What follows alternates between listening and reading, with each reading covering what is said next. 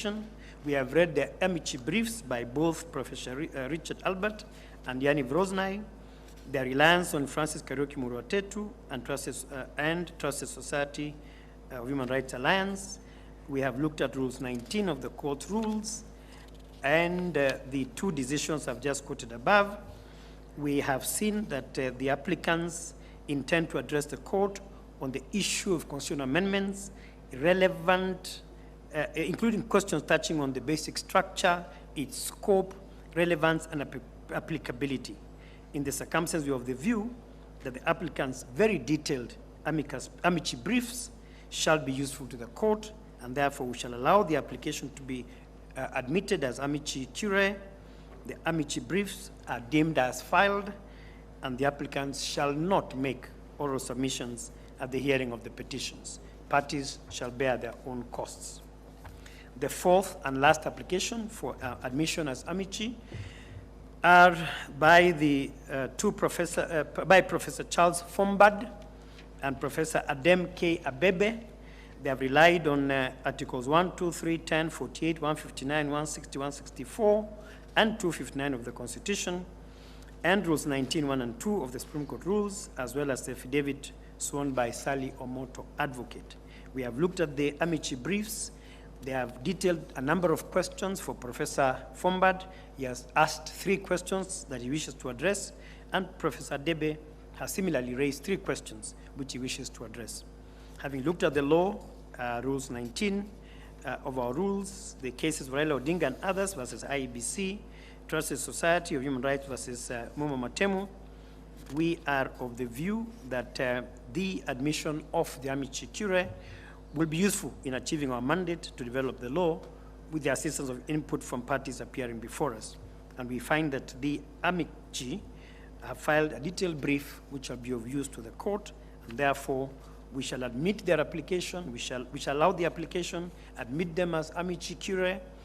The briefs attached to the application are deemed as filed, and the applicants shall not make oral submissions at the hearing of the petitions. Each party shall bear their own cost. Thank you, Honorable Chief Justice. Thank you, judges. Thank you, Counsel. Thank you, my Lord, Justice Renaura, for delivering the 4 rulings on behalf of the court.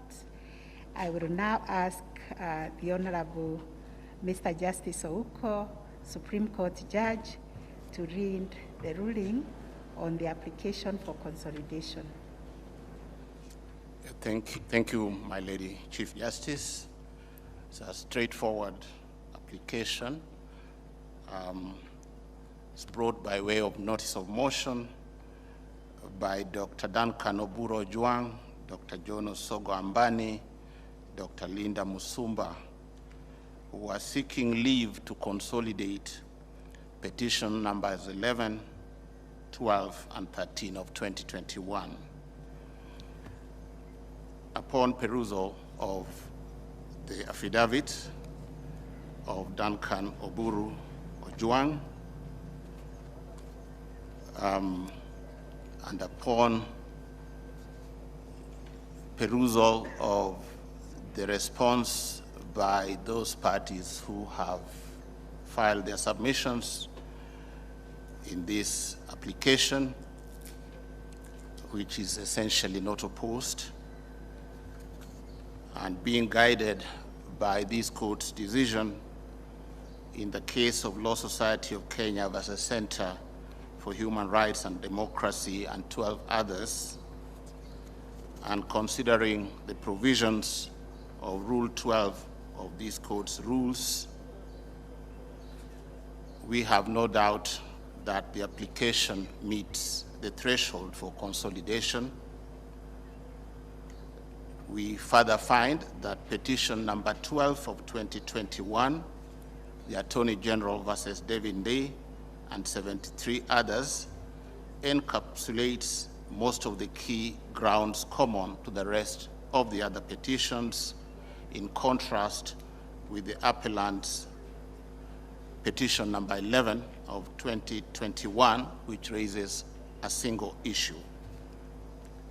The order of proceeding of President's proceedings and presentation will be shortly given by the presiding Chief Justice, but we make the following orders in regard to this application. Number one, that petition number 11 of 2021, Murara Amoke versus His Excellency Uhuru Muigai Kenyatta and 83 others. Petition number 12 of 2021, the Attorney General versus David Ndei and 73 others. And petition number 13 of 2021, IEBC versus David Ndei and 81 others are hereby consolidated.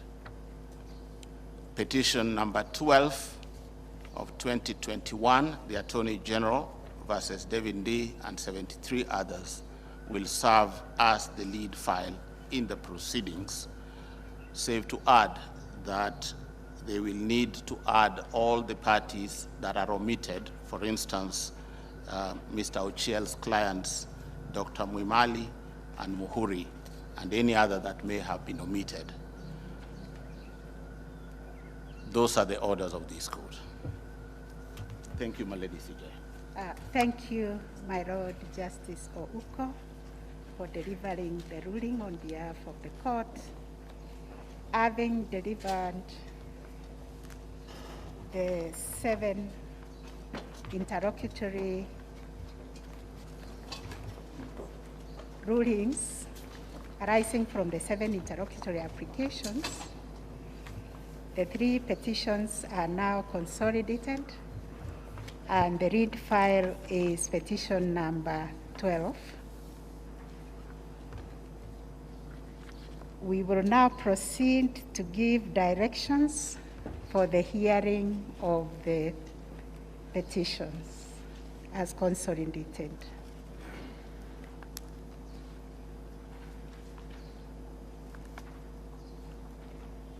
In light of the above decisions, the directions of this court with regard to disposal of the consolidated petitions are that petition number 12 will be the read file.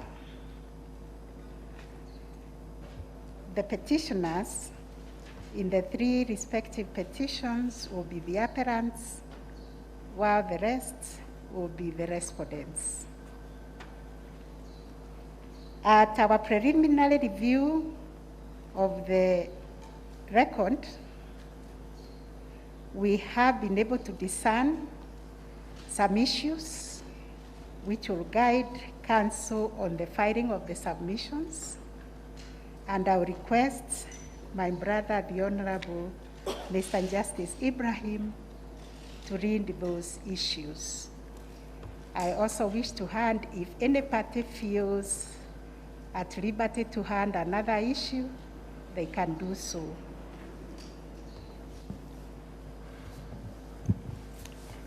Thank you, my Lord, the Honorable Chief Justice and President of the Court. The Court has considered, having read the record thoroughly, the issues raised in the petitions. 3 petitions were lodged in the Supreme Court, challenging the judgment of the Court of Appeal in Civil Appeal number E291 of 2021 as consolidated with E292, E293, and E294 of 2021, delivered on 20th of August 2021. A summary of the issues raised in each petition is set out herein below. 1. The basic structure doctrine is whether the basic structure doctrine is applicable in Kenya. If so, the extent of its application, whether the basic structure of the Constitution can only be altered through the primary constituent power, and what constitutes as the primary constituent power. This emanates from the petition by the Attorney General. 2, whether the President can initiate changes and/or amendments to the Constitution, and whether a constitutional amendment can only be initiated by Parliament, through a parliamentary initiative under Article 256 of Ruling will be available